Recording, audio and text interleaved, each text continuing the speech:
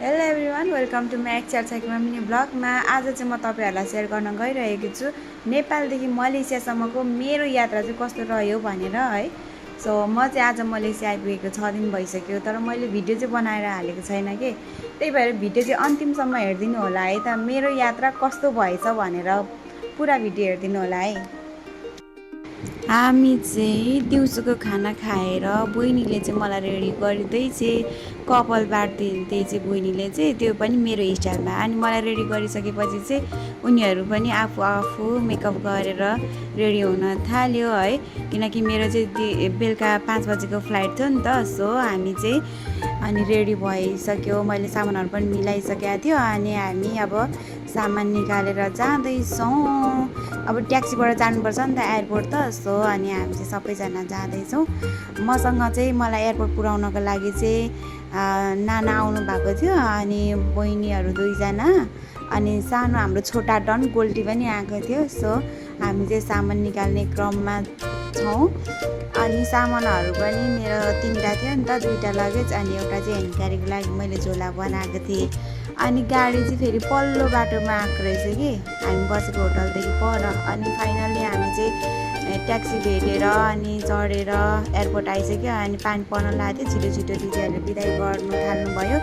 साथी पनि आइपुगेको थिएन, अनि साथीलाई पनि पर्खिँदै थियौँ किनभने हाम्रो टाइम पनि रेडी भइसकेको थियो कि भित्र छिर्ने है। सो अनि साथीलाई पर्खिँदै दिदीहरूले खादाको साथमा मलाई बिदाई गर्न थाल्नुभयो। दिदी त रुनुभयो क्या, एकदम मलाई नि कस्तो भइरहेको थियो, यति धेरै है आँसु झर्न त खोजेको थियो, तर मैले कन्ट्रोल गरेँ किनकि म रोको भए सबैजना रुनुहुन्थ्यो नि त।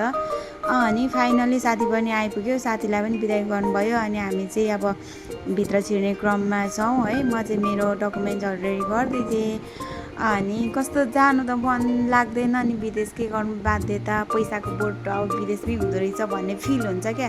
त्यसपछि अनि हामी चाहिँ साथीसँग लाग्यो एयरपोर्टभित्र छिर्दैछौँ। हामी चाहिँ साथी कम बहिनी ज्यादा क्या हामी चाहिँ है। अनि हेरिराख्नु भएको रहेछ। अनि नानीले चाहिँ मलाई के भन्नु भने छ्यामा बाई बाई भनेर भन्यो क्या। अनि त्यतिखेर झन् मलाई यति धेरै कस्तो भएको थियो कि आँखाबाट आँसु नै झर्न लाग्यो। तर के गर्नु, परदेशी भएपछि अब अलिकति कमजोर भएर पनि भएन। अनि गोल्टी पनि थियो नि त, अनि एकदम मलाई चाहिँ छोडेर जान एकदम गाह्रो भइरहेको थियो कि।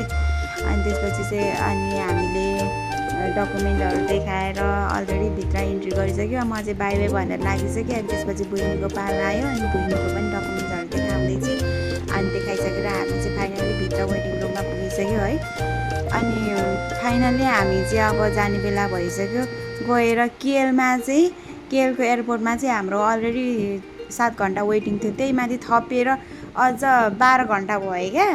अनि हामी त रातभरि बस्नु पऱ्यो। अनि इमिग्रेसन गरेर अनि हामी भित्र पस्यो बिहान। अब बिहान त खुल्छ, रातभरि एयरपोर्टमै कफी खाएर बसेको है।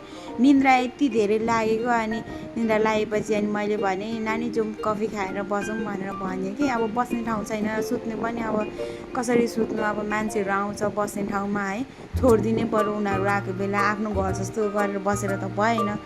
अनि बहिनी र म चाहिँ कफी खाएर बस्यो यताउति भिडियो बनाउँदै। अनि बिहान चाहिँ हामी इमिग्रेसन गरेर भित्र पस्यो। अनि भित्र पसेपछि पनि वेटिङ थियो क्या थोरै। अनि 12 घन्टा भएको थियो, त्यसपछि फेरि 13 घन्टा भयो क्या। अनि बल्ल बल्ल अनि फ्लाइटको टाइम भयो। अनि हामी चाहिँ गयो सरर। अब पेनाङ लाग्यो है केलबाट है। मैले चाहिँ एकदम भिडियो बनाएको छु, रनवेदेखि टेकअपदेखि ल्यान्डिङसम्मको बनाएको छु कि मैले चाहिँ। अनि यति राम्रो म चाहिँ झ्यालमा परेको थिएँ ठ्याक्क। अनि मैले चाहिँ माथि झ्यालबाट हेर्न पाएँ क्या, यस्तो राम्रो भ्यू देखिने है माथिबाट। मान्छेलाई भन्छ कतिलाई त मलाई त कस्तो डर लाग्छ यहाँ त्यहाँ भन्छ, डर पनि हुन्छ। अब कोही मान्छेलाई डर लाग्छ, कोही मान्छेलाई डर लाग्दैन। मलाई नि डर चाहिँ लागेको थियो। अनि ठ्याक्क समुद्र आइपुग्यो है। समुद्रमा चाहिँ कस्तो म नि अलिक के अरे डराउने टाइपको क्या, अलिक त तलै झारेको जस्तो, ल्यान्डिङ नै गर्ला जस्तो भएको थियो कि। अनि एकदम त्यतिखेर चाहिँ मलाई डर लागेको थियो। अनि बहिनीले नि भन्दै थियो मलाई नि डर लाग्यो दिदी, त्यहाँनिर त कस्तो झार्ने लागेको जस्तो भनेर हामी कुरा गर्दै आयो। अनि फाइनली अनि हामी चाहिँ पेनाङको एयरपोर्ट इन्ट्री गरिसक्यो। सो अब रातभरि नसुती बसेको होला, टाउको पनि एकदम दुखिरहेको थियो नि त।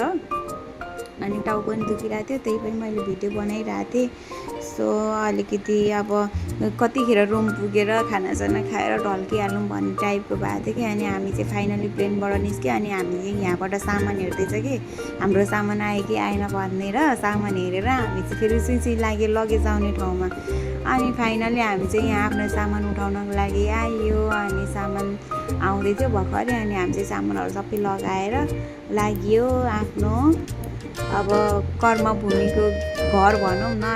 त्यसपछि सामान लिनको लागि होस्टेल बाहिर चाहिँ मैले दिदी र दादालाई बोलाएको थिएँ। अब हामी त गलेर बोक्न नि सक्दैन, सिडी चढ्नु पर्छ नि त।